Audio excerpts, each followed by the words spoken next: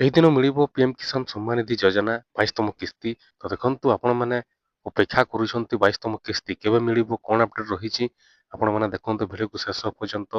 PM କିଷାନ ଯୋଜନା 22ତମ କିସ୍ତି କୋଉ ଡେଟ୍ରେ ମିଳିବ, କୋଉ ମାସରେ ମିଳିବ, ତାହା ମଧ୍ୟ ଭିଡ଼ିଓରେ ଜାଣିପାରିବା।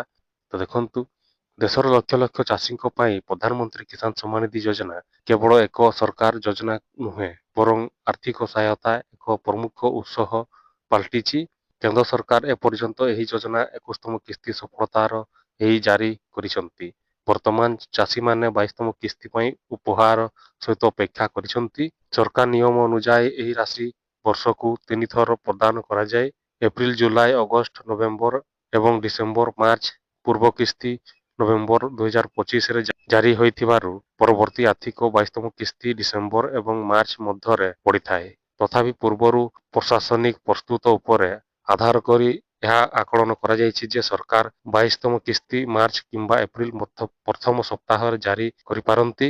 ସାରା ଦେଶରେ ବର୍ତ୍ତମାନ ସାଧାରଣ ବଜେଟକୁ ଅପେକ୍ଷା କରିଛନ୍ତି, ଯାହା ଫେବୃଆରୀ 1ରେ ସ୍ଥାପିତ ହେବ।